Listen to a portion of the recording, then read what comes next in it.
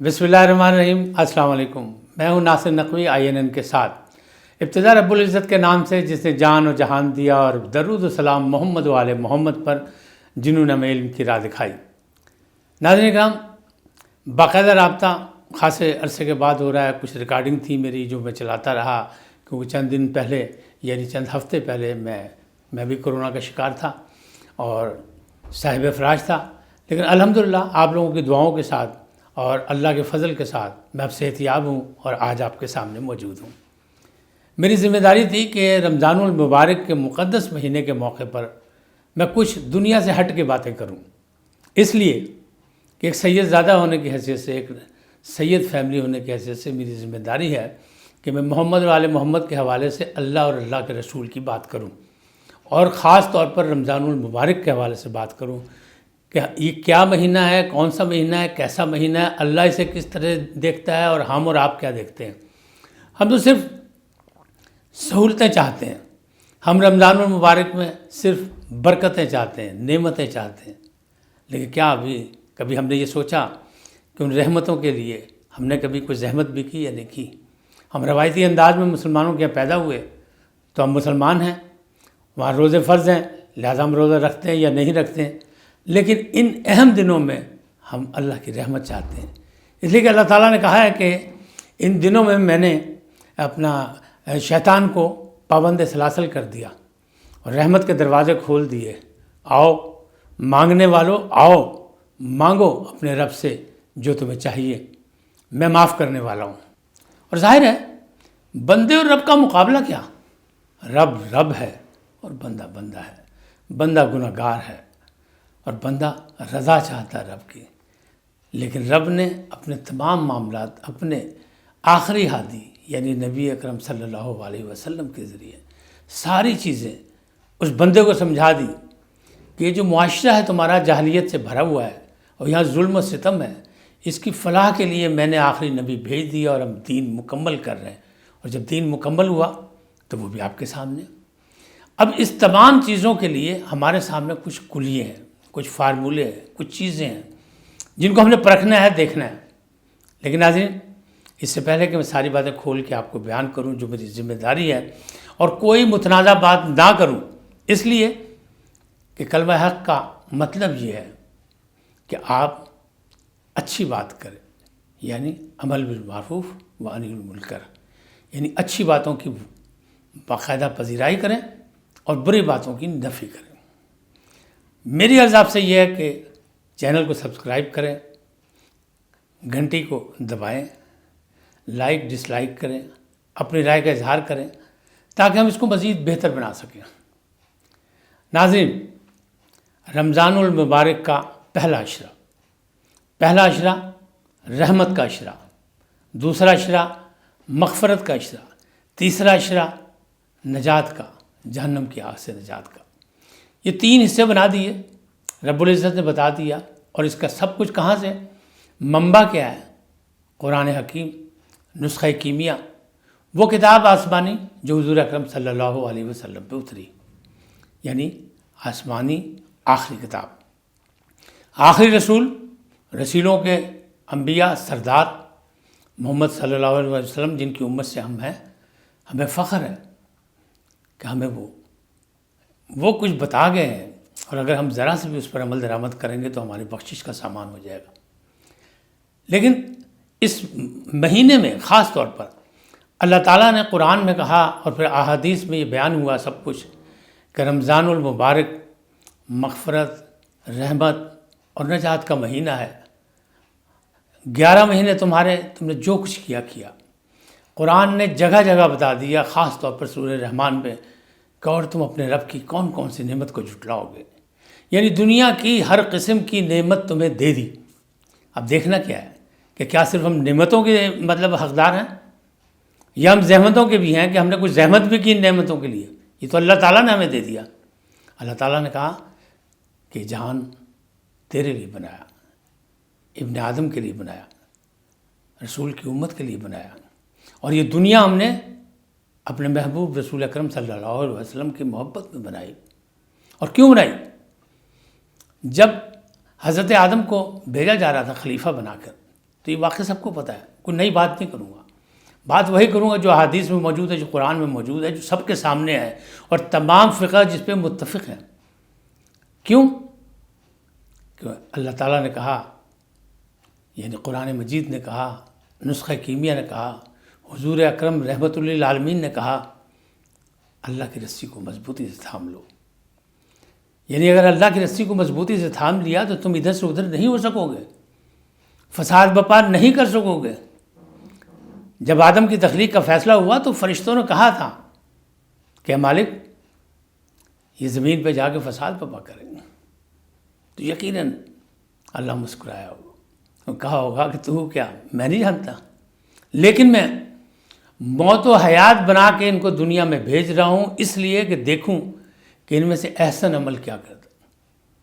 یہ بالکل نہیں کہا گیا کہ کثرت عمل کون کر رہے گا، اس کو دیکھیں گے، کہا احسن عمل کون کرے گا۔ فارمولہ کیا ہے؟ فارمولہ یہ ہے کہ اسلام کی حدود میں آنا ہے تو سب سے پہلے کلمہ حق پڑھو، لا الہ الا اللہ محمد الرسول اللہ۔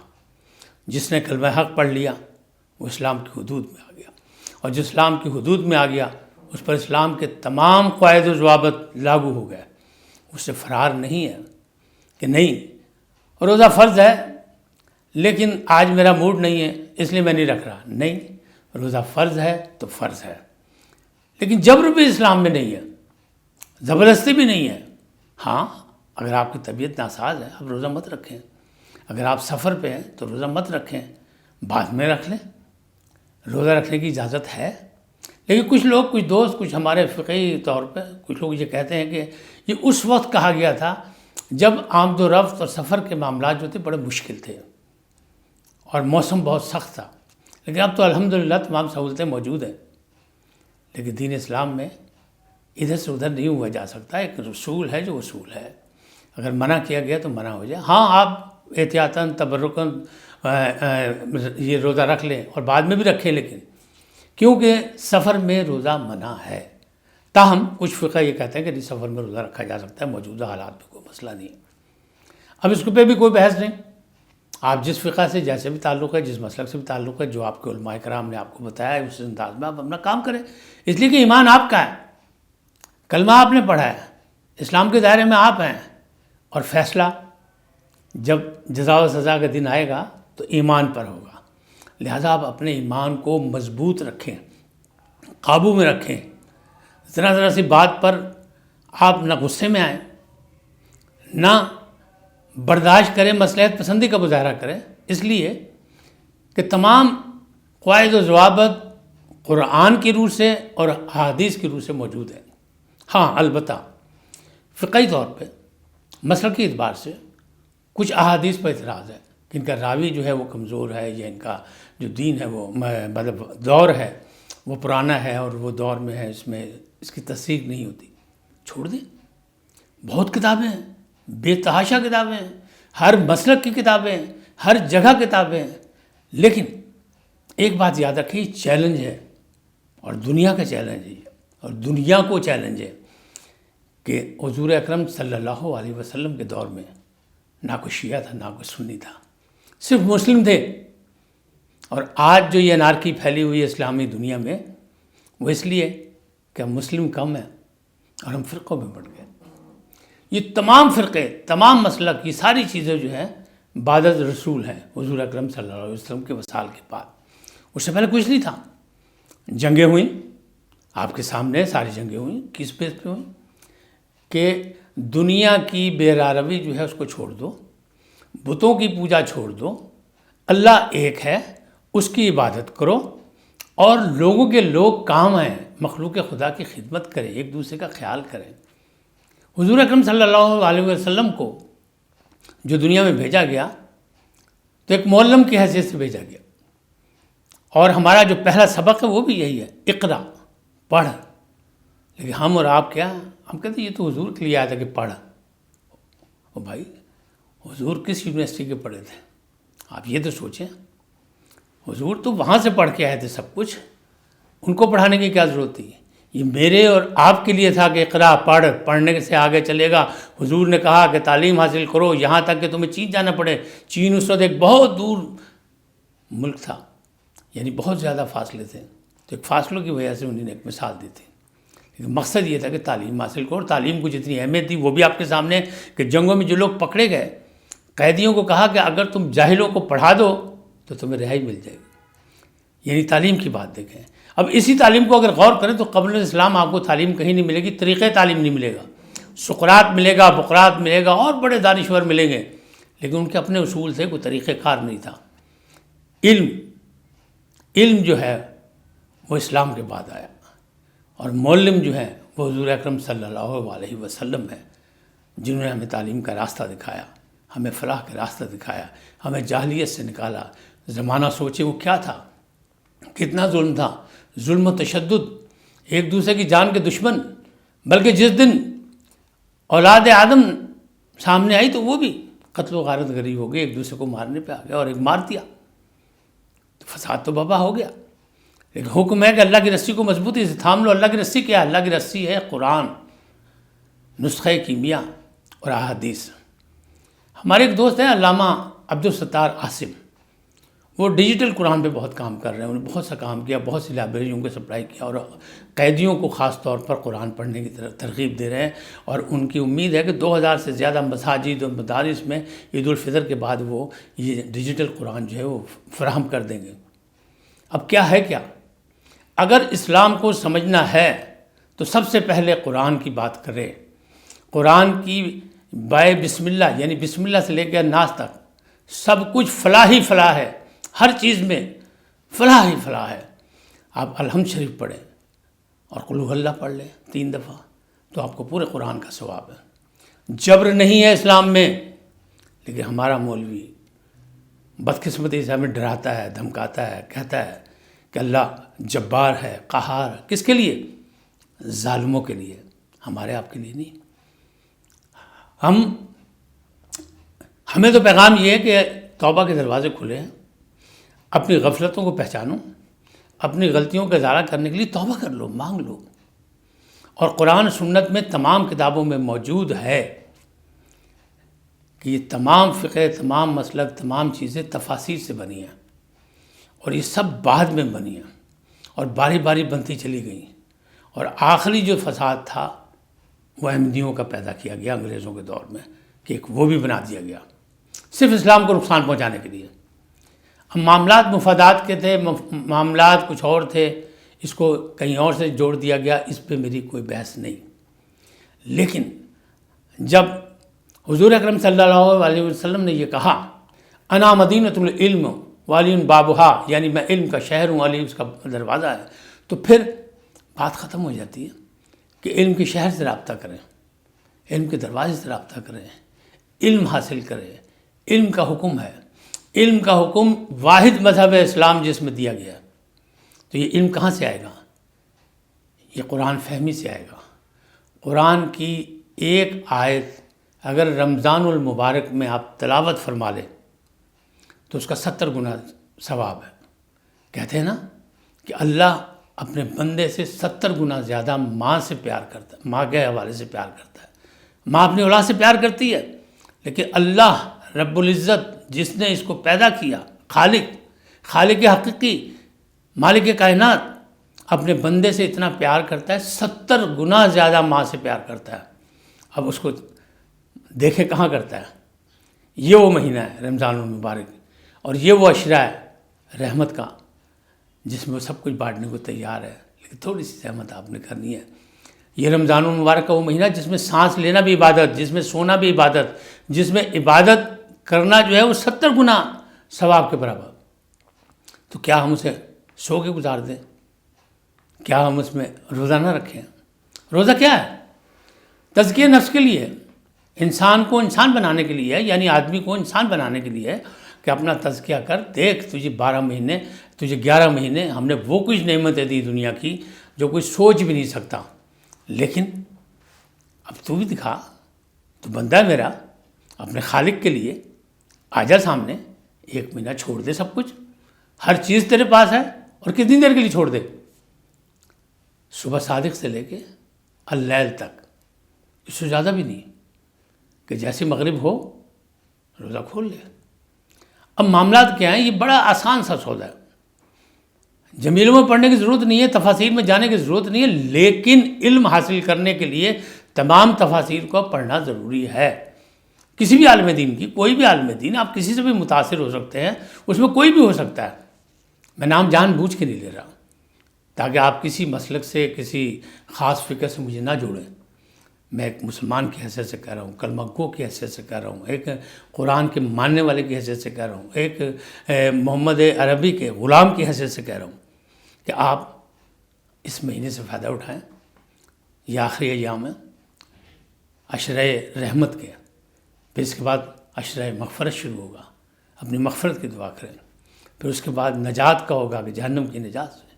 انسان غلطی کا پتلا ہے، مٹی کا بڑھاوا ہے، آج اسی مٹی پر، زمین پر اکڑ کے چلتا ہے۔ کیا معلوم اسے کہ جو صبح مٹی پر اکڑ کے چل رہا تھا وہ شام کو مٹی کے نیچے ہو؟ کیوں؟ اس کا مسکن ہی وہی ہے، آخری آرام گاہ وہی ہے کہ اسی مٹی میں جانا ہے جس مٹی سے بنایا گیا۔ تو پھر ہم اور آپ کیا ہیں؟ اپنے رب کی عبادت کر، اپنے کلمے کی حفاظت کر، اپنے ایمان کی حفاظت کر۔ کیوں کہ حساب یہی ہوگا، من ربوں کا، من کتابوں کا، من رسولوں کا، اور پھر کچھ کہتے ہیں من اماموں کا بھی ہوگا۔ اگر آپ اماموں کے قائل ہیں تو بسم اللہ، نہیں تو بھی جن کے آپ قائل ہیں آپ ان کی بات کریں۔ اپنا فیصل آباد سے تعلق رکھنے والے علامہ حضرت مولانا اسحاق بہت اچھی بات کرتے تھے، ان سے کچھ لوگوں نے بات کی، فلانا کافر، فلانا کافر، فلانا کافر، تو انہوں نے بڑے ہنستے ہوئے مسکراتے ہوئے کہا، بزرگ تھے، اب دنیا میں نہیں رہے، اللہ ان کی مغفرت کرے۔ انہیں بڑی سیدھی سی بات کی، کیوں کہ اللہ کی رسی کو مضبوطی سے تھام لو، فساد سے بچو، دنیا میں فساد برپا نہ کرو۔ انہیں کہا کسی کو کلمہ گو کو کافر کہنا تمام کتابوں کے مطابق برا ہے، اور جس کو سب سے زیادہ کافر کہا جاتا ہے وہ اس کا برا بھی نہیں مناتا، لہٰذا پھر کیا مسئلہ ہے؟ انہوں نے کہا نہیں، یہ کچھ لوگ ایسے ہیں جو کلمے میں اضافہ کرتے ہیں۔ انہوں نے کہا بات یہ نہیں ہے، کلمہ ہے لا الہ الا اللہ محمد الرسول اللہ۔ اس کے بعد اگر آپ نے کوئی اعلان کرنا ہے، کسی کے چاہنے والے ہیں، کسی کے جاننے والے ہیں، کسی کو پیار کرنے والے ہیں، آپ ان کا نام لیتے ہیں، یہ آپ کا اپنا ذاتی مسئلہ ہے، آپ جس کا مرضی نام لیں۔ اصل کلمہ لا الہ الا اللہ محمد رسول اللہ، اور یہی عدالت سے بھی ثابت ہوا، یہی مذہبی طور پہ بھی ثابت ہوا، یہی لیکن ہم نے الگ الگ دکانیں بنا رکھی ہیں۔ دکان کو چھوڑ دیں، صرف اللہ سے بات کریں، یہ مہینہ ہے اللہ سے بات کرنے کا، کلام کریں اللہ سے، نماز پڑھیں۔ نماز کیا ہے؟ 5 وقت اپنی گرفتاری دینا مالک کائنات کے میدان میں، اس کو سجدہ کرنا کہ اے خدا تو مالک ہے، میں تیرا بندہ ہوں، میں سجدہ ریز ہوں، پہلی بات۔ دوسری بات کیا ہے؟ سوشل تعلقات، ایک دوسرے سے تعلقات۔ حکم ہے کہ محلے کی مسجد میں 5 وقت کی نماز پڑھیں تاکہ ایک دوسرے سے تعلق رکھیں، ایک دوسرے کے رابطے میں رہیں، ایک دوسرے کی عیادت کریں، ایک دوسرے کا پتہ ہو، تاکہ انسان کے کام آ سکے۔ ہے زندگی کا مقصد اوروں کے کام آنا، صرف اپنی بات نہ کریں، جائز ناجائز کریں اور ہم روزہ رکھ کے اور ہم الحاج بن جائیں، اور پھر بعد میں ہم کسی چیز کو کسی غریب کو رعایت نہ دیں، دھتکار دیں اور کہ بڑے حاجی صاحب آئیں گے تو پھر دیکھیں گے۔ نہیں، اپنے من کو بھی صاف کرنا پڑے گا، تزکیہ نفس کرنا پڑے گا، اپنی عادتیں برداشت کرنی پڑے گا، برداشت رواداری کو پیدا کرنا پڑے گا، لوگوں کا خیال کرنا پڑے گا۔ یہ وہ مہینہ ہے، ایک مہینہ صرف، اس میں 70 گنا کمائیں، خوب کمائیں، بے تحاشا کمائیں، اپنے لیے، اپنے گھر والوں کے لیے، دوسروں کے لیے دعائیں کریں، اور جو اللہ تعالیٰ نے کہا ہے، جو کلمہ کہتا ہے، جو قرآن کہتا ہے، قرآن کی ایک ایک حدیث پڑھ لیں۔ جس کو اعتراض ہے، جو کہتا ہے میرا جسم میری مرضی، اس کو سورہ نساء پڑھائیں۔ جو انسانی حقوق کی باتیں ہمیں سمجھانے کی کوشش کرتا ہے، اسے حضرت حضور اکرم صلی اللہ علیہ وسلم کا آخری خطبہ سنائیں، بتائیں، لاجک سے بات کریں، جھگڑا نہیں کریں۔ جھگڑا صرف وہاں ہوتا ہے جہاں کسی کے پاس کوئی دلیل نہیں ہوتی، تو دلیل پیدا کریں تعلیم حاصل کر کے، کیونکہ حکم ہے کہ تعلیم حاصل کریں، قرآن پڑھیں، لوگوں کو پڑھائیں۔ اس کا ایک ایک لفظ جو ہے وہ فلاح ہے، اور اس کو ماہ بہار کہا گیا ہے کیونکہ اسی مہینے میں قرآن نازل ہوا، اور صرف قرآن نازل نہیں ہوا، آسمانی کتابیں بہت سی اسی مہینے میں نازل ہوئیں۔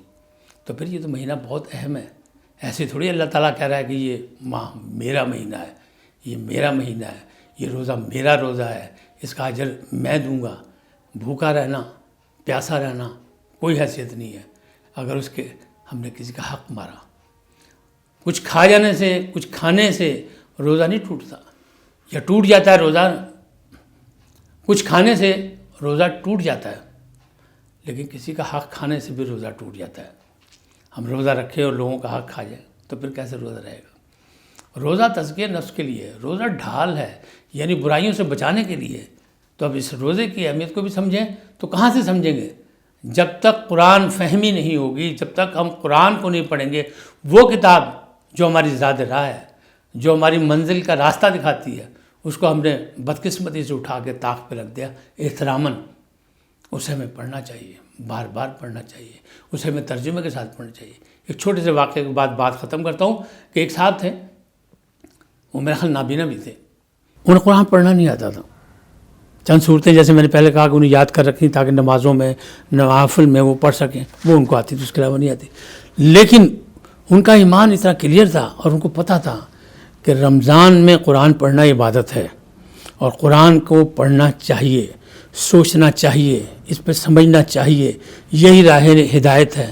تو قرآن کا معجزہ دیکھیں، میں نے کہا نا آپ نے کہ انہیں کچھ بھی نہیں کرتے تھے، وہ یکم رمضان سے 30 رمضان تک، 29 رمضان تک بسم اللہ الرحمن الرحیم، بسم اللہ الرحمن الرحیم، بسم اللہ الرحمن الرحیم کرتے ہوئے قرآن ختم کر لیتے تھے، یعنی ایماناً اپنے دل کے حوالے سے وہ اپنی طرف سے قرآن ختم کر دیتے تھے۔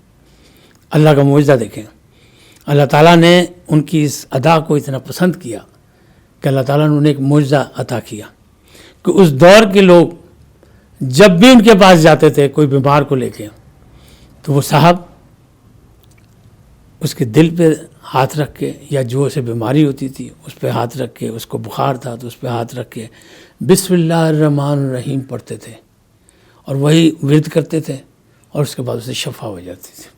یعنی پورے علاقے میں وہ مشہور ہو گئے۔ اللہ تعالیٰ نے یہ معجزہ دی۔ قرآن ایک معجزہ ہے، اسے پڑھیں، پڑھائیں، سمجھیں، سمجھائیں، اور اس کے بغیر کوئی راہ ہدایت نہیں ہے، خاص طور پر کلمہ گو کے لیے۔ اللہ ہمیں اور آپ کو اس پر قائم رکھے، اللہ ہمارا اور آپ کا حامی و ناصر ہو۔ حضور اکرم صلی اللہ علیہ وسلم نے بھی کہا کہ میں کچھ بھی نہیں، جاتے ہوئے کہا، انہوں نے کہا میں تو 2 چیزیں چھوڑ کے جا رہا ہوں، ایک تو اللہ کا حکم آیا، وہی آئی ہے کہ دین مکمل ہو گیا، دوسری چیز انہوں نے کہا کہ میں 2 چیزیں چھوڑ رہا ہوں، ایک قرآن کتاب، اس کو مضبوطی سے تھامو، یہ تمہاری ذات راہ ہے، اور یہ زندوں کے لیے، ایسے مردوں کے لیے نہ استعمال کرو، ہم مردوں کے لیے استعمال کر رہے ہیں، کسی جگہ دم نہ نکل رہا ہو اس کو ہم اس کی ہوائیں دے رہے ہیں۔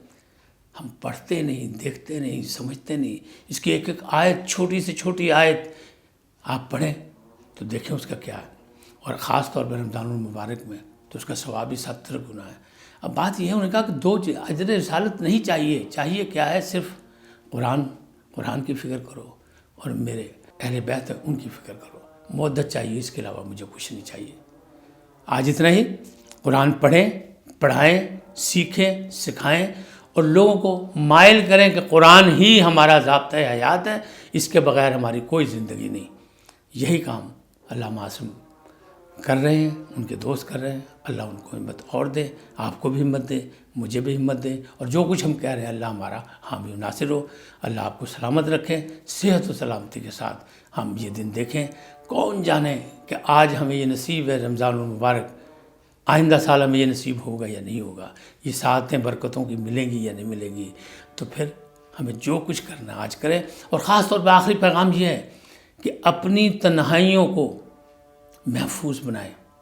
اب آپ کہیں گے تنہائی تو تنہائی ہوتی، تنہائی میں تو انسان مایوس ہوتا، مایوس نہیں، اللہ آپ کی شاعرت کے قریب ہے۔ جب آپ بالکل اکیلے ہیں تو آپ ہیں یا اللہ ہے، اور خاص طور پہ اس ماہ میں شیطان تو باندھ دیا گیا ہے، تو پھر آپ کو کون مس گائیڈ کرتا ہے؟ پھر آپ کا اپنا نفس مس گائیڈ کرتا ہے۔ آپ اس کو برداشت کریں، اس کو قابو کریں، اور بات کریں اپنے رب سے، اس رب سے جو 70 گنا زیادہ پیار کرتا ہے کہ اللہ گناہ گار ہیں، معاف کر دے، اے اللہ ہم بندے ہیں، ہمارا تیرا کیا مقابلہ، اے اللہ تو نے بنایا، تو نے ہی زندگی دی، تو نے ہی موت دینی ہے، تیری ہی طرف سے آئے ہیں، تیری طرف واپس جائیں گے، لہذا جو کچھ بھی ہے سب تیرا ہے، ہماری لرزشوں کو معاف کر دے، صحت و تندرستی دے، جب تک رکھ، اپنا محتاج کر، کسی اور کا محتاج نہ کر۔ آپ سلامت رہیں، پاکستان اسی طرح ترقی و خوشحالی پر راغب رہے ہیں، اور ہم اور آپ، اللہ تعالیٰ ہمیں اتنا ہمارا حامی و ناصر ہو کہ ہم جو کہیں اس پر عمل درآمد کریں اور تضاد بیانی سے بچیں، کیونکہ گناہ سے بچنا بھی بہت ضروری ہے۔ عمل بالمعروف و نہی عن المنکر۔ اللہ نے کے بعد